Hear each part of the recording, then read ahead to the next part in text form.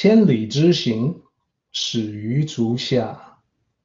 A journey of 1,000 miles begins beneath the feet. We now gather in the Tao to travel the journey together.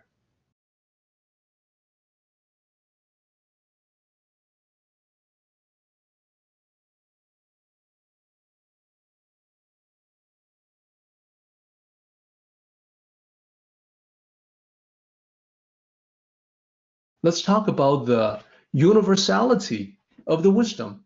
Universal wisdom, I mentioned Strangest Secret. That's actually a work of a gentleman by the name of Earl Nightingale.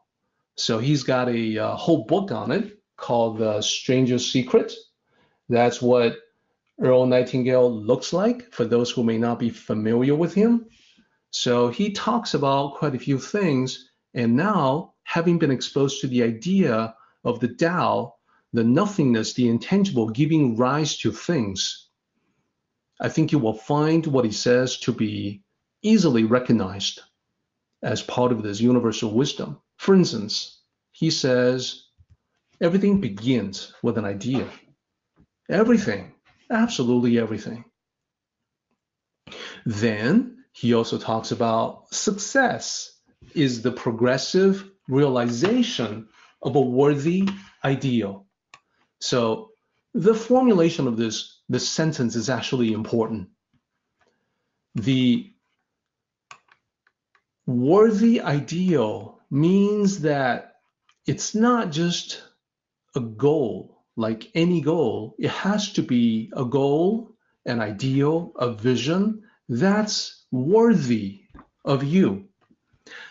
And progressive realization means that it's something that becomes more and more real in the course of time.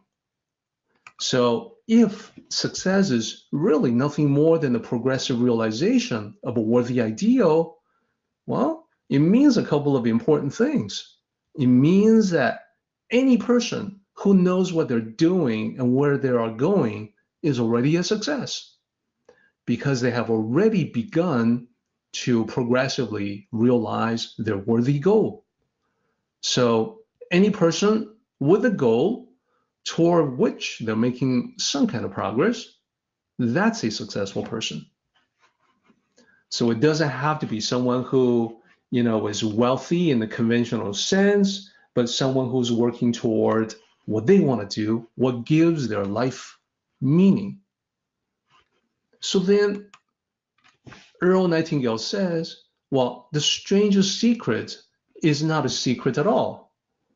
It's only called the strangest secret because it's been talked about since the dawn of time, and yet there are still many people that do not understand, haven't heard of it, or have not put it into practice. So what is the strangest secret? Well, you become what you think about. That is the strangest secret.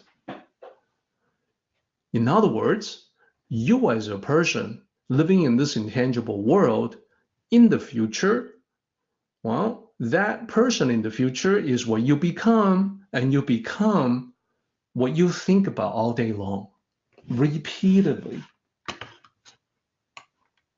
So I want to illustrate this whole idea about the strangest secrets and the Tao with an experience that Earl Nightingale had as he was driving through eastern Arizona. So he's driving on the road and he saw one of these giant earth-moving machines roaring along the road with what looked like 30 tons of dirt in it. So it was just a tremendous, incredible machine traveling down the road. And Earl Nightingale noticed that on top of this machine, there was a little man perched way up on top with the wheel in his hands, guiding it, driving it. So Earl Nightingale, as he drove along, he was struck by the similarity of that machine to the human mind. Just suppose you're sitting at the controls of such a vast resource of energy? Are you going to sit back and fold your arms and let it run itself into a ditch? Or are you going to keep both hands firmly on the wheel and control and direct this power to a specific worthwhile purpose? It's up to you. You're in the driver's seat. You see, the very law of nature that gives us success is a double-edged sword. We must control our thinking. The same rule that can lead people to lives of success and happiness, all the things they ever dreamed of, that very same law can lead them into the gutter. It's all in how they use it for good or bad. That is the strangest secret. Or as we would put it, everything tangible comes from the intangible. All things come from the Tao. So Earl Nightingale was not the only one who talked about this. He was tremendously successful, respected.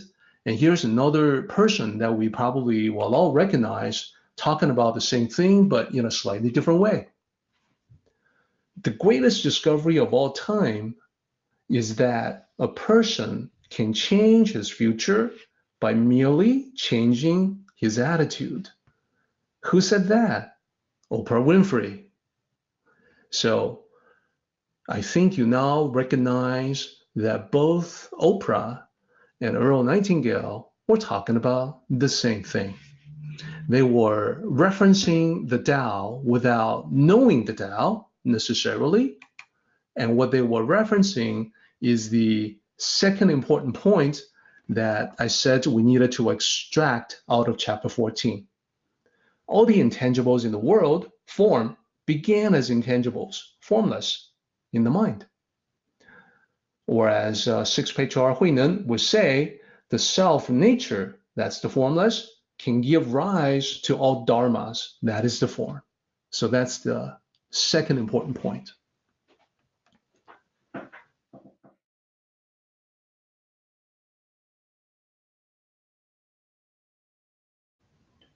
Our meeting has come to an end, but the journey continues on. Let us travel safely.